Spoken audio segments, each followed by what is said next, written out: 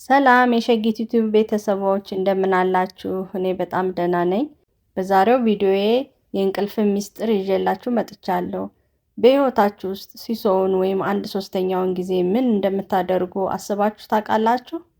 መልሱ መተኛት ነው። ብዙዎቻችን እንቅልፍ እንደ ሰነፍ ጊዜ ወይም እንደ እረፍት ብቻ እናየዋለን። ነገር ግን ሳይንሱ የሚነግረን ሌላ እውነት አለ። ተኝተን ሳለ አእምሯችን አያርፍም። እንዲያውም በአንዳንድ ሰዓታት ከነቃንበት ጊዜ በላይ በከፍተኛ ፍጥነት ስራ ላይ ይውላል። ዛሬ በገዛ አእምሯችሁ ውስጥ ስላለው ምስጢራዊ የምሽት ፈረቃ ስራ በጥልቀት እንመረምራለን። ይህ የምሽት ጉዞ የሚጀምረው በደረጃ ነው። እንቅልፍ ዝም ብሎ አይን መጨፈን ሳይሆን በየ90 ደቂቃው የሚቀያየሩ 4 ዋና ዋና ምዕራፎች አሉት። በመጀመሪያዎቹ 2 ደረጃዎች አእምሯችን ለከባድ ስራ ዝግጅት ይጀምራል። የልብ ምታችንም ይረጋጋል። ከዚያም ወደ ጥልቅ እንቅልፍ ዲፕ ስሊፕ እንሸጋገራለን። ይህ ደረጃ በጣም ወሳኝ ነው፣ ምክንያቱም አእምሯችን በቀን ውስጥ የተከማቹ መርዛማ ፕሮቲኖችን የሚያጸዳበት ወቅት ነው። በመጨረሻም ወደ ራፒድ አይ ሙቭመንት ስሊፕ ወደሚባለው ህልም ወደምናይበት አስደናቂ ምዕራፍ እንገባለን። በዚህ ወቅት አእምሯችን ልክ እንደነቃንበት ጊዜ ይጨነቃል፣ ሰውነታችን ግን ሽባ ይሆናል። ይህም በህልማችን የምናደርገውን ነገር በተግባር አድርገን ራሳችንን እንዳንጎዳ ተፈጥሮ የምትጠብቅበት ጥበብ ነው።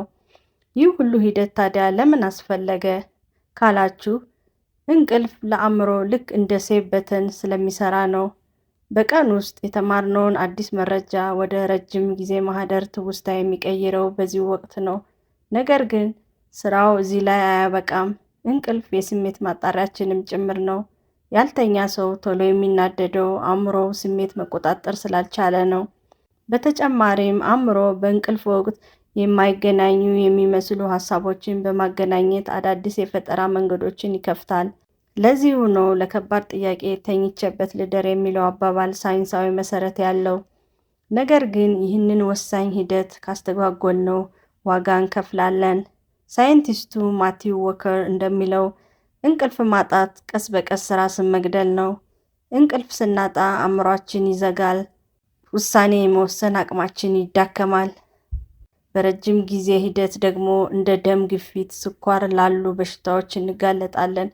ከሁሉም በላይ ደግሞ አእምሯችን በቂ ጽዳት ስላላገኘ ለአልዛይመር በሽታ የመጋለጥ እድላችን በከፍተኛ ሁኔታ ይጨምራል። ታዲያ ይህንን አደጋ ለማስቀረትና የተሻለ እንቅልፍ ለመተኛት ምን ማድረግ አለብን? መፍትሄው ቀላል ነው። በመጀመሪያ ቋሚ የመኝታ ሰዓት ይኑረን። ሁለተኛው ከመተኛታችሁ 1 ሰዓት በፊት ስልክ አትጠቀሙ፣ ምክንያቱም ከስክሪን የሚወጣ ብርሃን የእንቅልፍ ሆርሞንን ይገድላል። ሶስተኛው የመኝታ ክፍላችሁን ቀዝቃዛ አድርጉ። ሰውነታችን ለመተኛት የሙቀት መጠኑ በ1 እስከ 2 ዲግሪ ሴንቲግሬድ መቀነስ አለበት። እንዲሁም ከሰዓት በኋላ ቡና ከመጠጣት ተቆጠቡ። ካፌን በአእምሯችን ውስጥ እስከ 10 ሰዓታት ሊቆይ ይችላልና። በመጨረሻም ልነግራችሁ የምፈልገው እንቅልፍ የቅንጦት አይደለም፣ የህልውና ጉዳይ እንጂ። አእምሯችሁ ነገ በደንብ እንዲሰራና ብሩህ እንዲሆን ከፈለጋችሁ ዛሬ በቂ እረፍት በመስጠት አክብሩት። ይህ መረጃ ጠቃሚ ሆኖ ካገኛችሁት ለምትወዷቸው ሰዎች አጋሩት። እናንተ በቀን ስንት ሰዓት ትተኛላችሁ? ኮመንት ላይ አሳውቁኝ። በዛሬው አበቃን። መልካም እንቅልፍ።